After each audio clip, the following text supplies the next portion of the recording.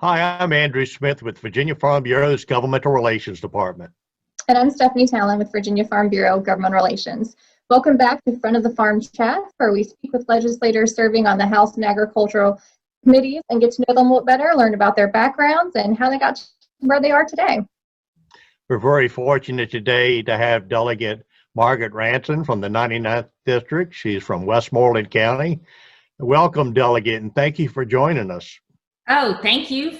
I'm happy to be here. I miss seeing everyone, so it's great to see you all, albeit through a computer, but it's always nice to talk to you all and talk about how things are going. So thank you so much. How about, starting us off by telling us about yourself and maybe why you first ran for office? Oh, yeah, sure. So I live in the Northern Neck, God's country, I call it. Certainly, we are built in the rural area, and our foundation is certainly made of ag, forestry, and the seafood industry. And I first ran for office in 2010. I started running, and I was elected in 2011 and sworn in January of 2012. But I am from a farming, fishing family. My husband actually farmed in Pungo for a potato farmer, and his whole side of the family farms in Essex. And I wanted to come to Richmond and represent the rural community. It's just my background. I thought I could be a great advocate and a great voice for the rural area. I've been here my entire life and thought I would be a great asset. Great. Awesome. Thank you. You mentioned coming from a farming family. Can you tell us a little bit more about your ties to agriculture or forestry that we might not be aware of? Sure. So I actually graduated from Randolph-Macon with a psychology and religion degree, but right out of college, we started research with a non-native oyster. And my dream was to actually open up a daycare, but my father said, "Hun, I want you to come in and start working with us in the oyster industry." And that's when the whole movement with hatchery and experimenting with oysters and non-native and hybrids came to fruition.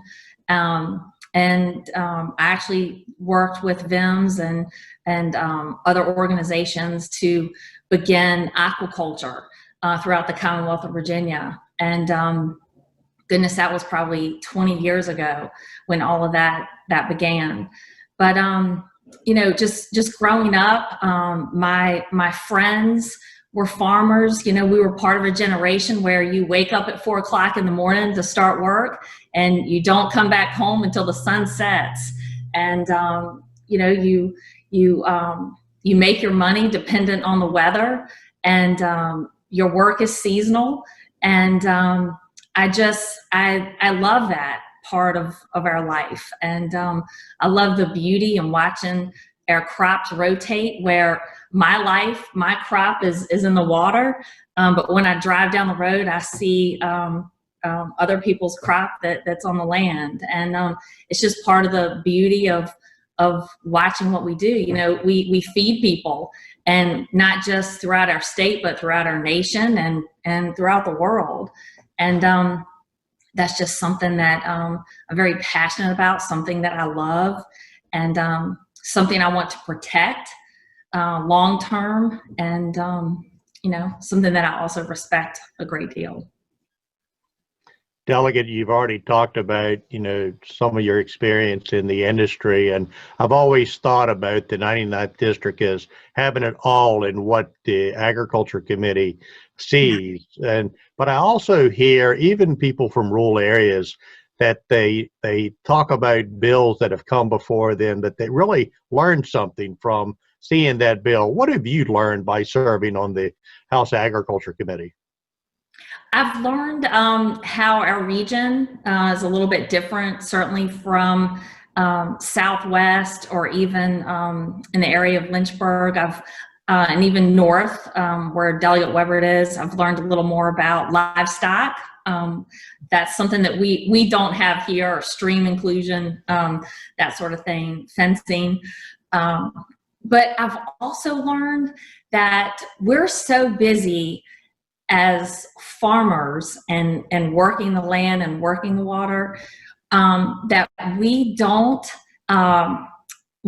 educate people as much about what we do, growing our product, or raising our animals.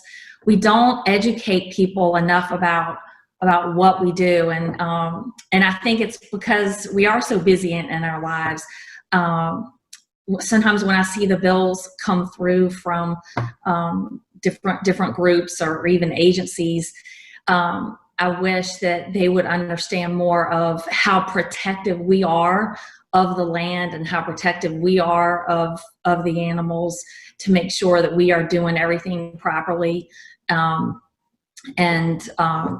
feel like that's maybe an area that we could do a little better with. Great. Well, you've kind of answered my next question already, but I do want to expand on a little bit. I was going to ask you how agriculture and forestry fit into your district, and you've covered that very well. So if you wouldn't mind expanding on that maybe a little bit, and somewhat of your thoughts for the future of agriculture and forestry in your area. How does it fit into my area, agriculture and forestry? Oh gosh, agriculture and forestry is the foundation of where I live. I mean, it provides most of the jobs where I am, the employment, ag and forestry. We have several sawmills, plants, and just driving through my district, you'll see it's all rural, it's all fields. And then as I get further into King George, you'll see a lot of our cattle farms are up there. So like I said early on, this is something that it's our way of life here, and something that we absolutely need to protect and make sure that the next generation coming along is equipped and understanding that there are jobs and we need them as things become more electronically controlled, and we are virtual, and we need them to go and get trained in the things that we can utilize them for. So I hope that answers the question. And what's so neat about growing up here, as farms are passed down to the next generation, they also have that love for farming and land, just like I do, and the beauty and seeing it in the field, whether it's that time of the season where we're harvesting and the tractor trailers are backed up into the grain bin. It's just that spirit in our area that people love so much.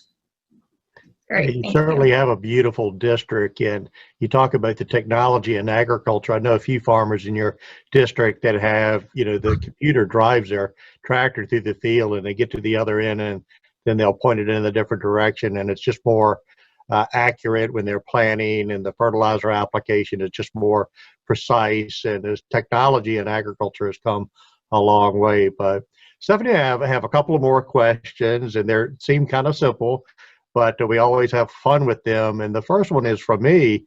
Just when you think of agriculture and forestry, what's the first thing that pops into your mind?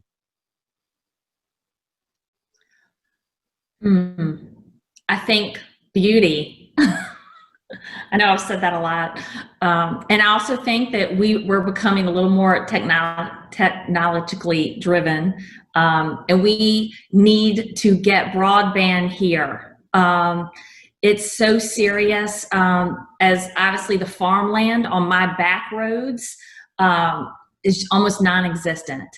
And broadband has become a really serious thing. Obviously, now that we're in the pandemic, our children have missed out with school, but our farmers are missing out too.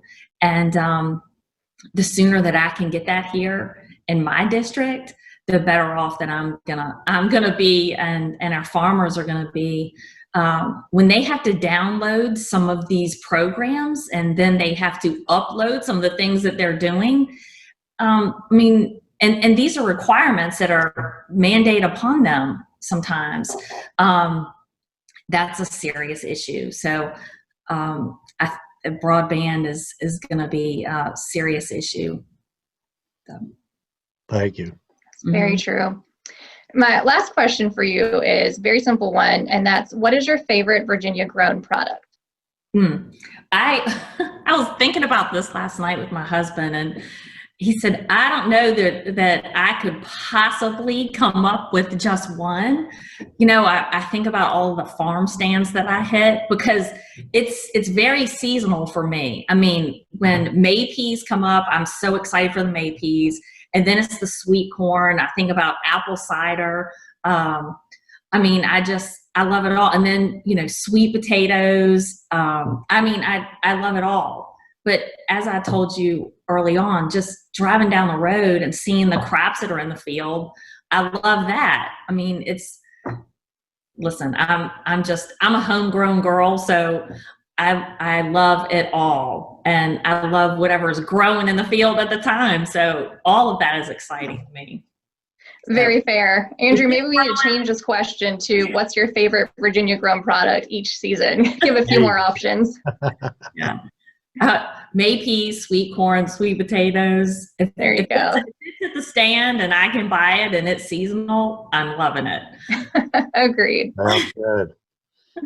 Well, thank you so much for spending some time with us today. We really appreciate the opportunity to get to know a little bit more about your background. I think many of our viewers can relate to leaving the family's operation and then coming back and keeping that within the family, and some of the challenges associated with growing the industry, whether it's technology or just advancing growth in general. So thank you for that, and thank you for all that you do for agriculture and forestry.